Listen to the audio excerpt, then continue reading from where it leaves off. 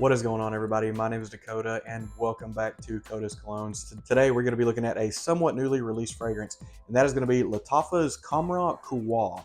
This is an expansion of their Khamrah line, and I am really excited to get into this one. So, with that being said, let's get into it. Alrighty, so this fragrance either released late last year or early into this year. I can't remember exactly which, and I really liked the original Lattafa Khamrah. I felt like it was very heavily inspired by Angel Share, but I don't think it's a one-to-one clone. And this one, if I've read everything right and what little bit of looking into I've been able to do, this one isn't really supposed to be a clone of anything. This is kind of just an expansion on that fragrance. And it's one I feel like they did a good job on.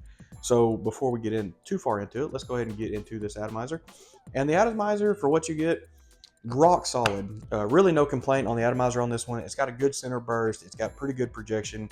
For the price point you get this at, I think it's amazing. But yeah, so what you get when this fragrance first gets in the air is actually really, really good. You get a little bit of ginger. You get a little bit of that cinnamon. You get some praline to give it like maybe a little bit of like a booziness. And you also get hints of coffee. I want to say that's what the biggest difference between this one and Khamrah is this one is more of like a coffee style, like a rum and coffee kind of twist almost. And I feel like they did a wonderful job of pulling this one off. All right, so what we're gonna get into now is I'm gonna go ahead and put a couple there on the wrist, I'm gonna go ahead and put a couple there on the arm. And as this gets drying down, we're gonna go over the bottle. I'll be back in a second.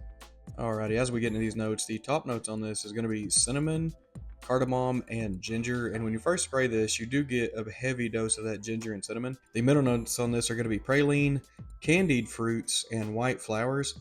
You don't get any fruit notes out of this. You get a lot of that praline with a little bit of the white flowers going down into the dry down. The base notes on this are going to be vanilla, coffee, tonka bean, benzoin, and musk.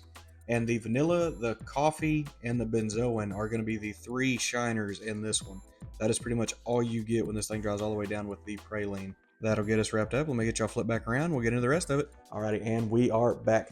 So as this dries down a little bit, as I said before, this keeps a lot of that extremely sweet nature from the original Khamrah. It keeps some of that praline, tonka bean, vanilla, benzoin kind of vibe that gives us a little bit of like a rum, boozy style fragrance. But with that added coffee note in there, it doesn't take long to dry down, honestly, at all. You probably get all the way into the deep dry down on this in maybe 20-30 minutes. This fragrance is a little bit linear, which I kind of like about that. But yeah, so when this starts to dry down, the coffee really starts to show through. Some of that benzoin, some of that vanilla, the tonka bean, there's so much sweetness that comes in this with the praline. You wind up kind of getting a little bit of a floral, boozy coffee, and it works so very well. And honestly, for what this fragrance is, that's kind of all I want. I really like Khamrah. I felt like it's kind of a slept-on fragrance. I feel like it could push itself to be its own standalone fragrance. And I can honestly say the exact same thing about this one. I feel like this would be an awesome standalone fragrance. If you're someone who likes those deep, rich coffee notes mixed with a little bit of those boozy sweet notes, you're going to love this. I don't know why I like this fragrance as much as I do, but there's just something about this that is just really good that makes you want to keep coming back to wear it. Now, what we're going to do is get into the price, availability, and performance. The price on this is what is going to make this thing be an all-star. You can get this for less than 35 bucks. I picked this up for $25. I've worn it a little bit. This was probably 95 mils when I got it. And you can buy it new from a couple online retailer sites, I'm pretty sure, for less than 40. So that is awesome. The other thing that's awesome about this is the performance. The performance on this thing is amazing. The original Khamrah was a monster performer as well. They hit it on this one too. I get 8 or 9 hours out of this. I tend to get very good sillage, somewhere in that 2 foot plus. And even projection on this, for being like a really thick style fragrance, projects very well. I'm in that 2 foot range on projection as well too. Yeah, that is probably going to be the biggest rock star on this. Is for sub 40 bucks, you get an all day performer that, even if you say is heavily inspired by Angel Share, that's fine, because Angel Share smells amazing. So you get like a coffee twist of Angel Share. If you want to go that route and call this a dupe, you're going to get a coffee twist of Angel Share or you're going to get a standalone of Khamrah, and it's awesome for the price, for what you get. And the weird part about this is that Khamrah to me smelled just a hair synthetic. It does, like, the more I wore it, the more I kind of thought it had some natural tendencies to it. This one smells way more natural than Khamrah does to me. It smells like a lot of better stuff went into this, but for that price point, you're kind of surprised with the quality you get, I guess, because the bottle on this is actually pretty rock solid. It's the same bottle as Khamrah, which everybody knows that the Khamrah bottle is heavily inspired by Killian. So yeah, honestly, to me, what you get out of this is just a rock solid fragrance that I kind of want to keep around. Now, the only thing that sucks about this fragrance is it's 110 degrees today. You can't really wear this in the heat because it tends to not work well in heat.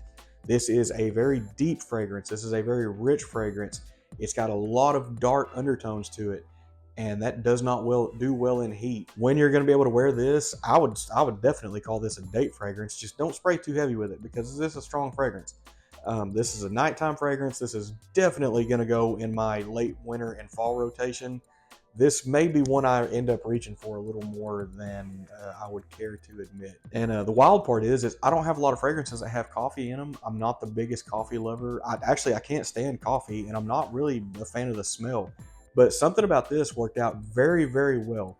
Apparently, I like coffee and fragrances because Valentino Green, same thing, has a coffee note in it that I feel like was done amazingly. This has a blend that is very smooth. If you spray too much, you are going to get a headache, but that's like that with most fragrances. This one may lean a little more headachy than some of the others, especially if you get a little too wild with it. But yeah, if I had to rate this fragrance right now, taking in price, performance, and everything you get, I'd give it like a 9.5. The only reason I wouldn't reach out and give it a little bit of that 10 touch of 10 is I wish it was just a little bit more different than Khamrah. They do smell extremely similar, really, unless you're a coffee fragrance lover. It's going to kind of hard to be justifying having both. Now, if you're someone who can really pick up on the coffee notes, you'll be able to tell these apart night and day. But if you're someone that goes a little nose blind to the coffee style fragrances, you may want to skip out on this one because it is eerily similar. Literally, I think the only real difference I can pick up is some of that coffee, and this one's a little bit more floral. So instead of just being purely dominatingly sweet like Khamrah, they replace some of that sweetness with coffee and light floral undertones in the deepest parts of the dry down on this one. But I do think that is going to get us wrapped up. We'll go ahead and get in on this bottle one more time. Like I said, I have no problems with the bottle. A lot of people, I guess for being a little bit of a dupe, a lot of people do have a lot of problems with fragrances that are a little too cloney. Me personally, I don't mind. I mean, if you can get something that smells really good, rock solid performance, and just last all day for less than $50, that's a consumer's buy right there. That is, anyone who loves fragrances should not flinch on buying this. This is going to be rock solid. But anyway, yeah, that is going to get us wrapped up. Thank you everyone for watching. Thank you everyone for subscribing, for watching these videos, sticking around, listening to everything. Very soon, hopefully, we'll be at 500 subs. We're going to do another giveaway at 500. But yeah, as always, thank you everyone for watching, and we'll see you next time.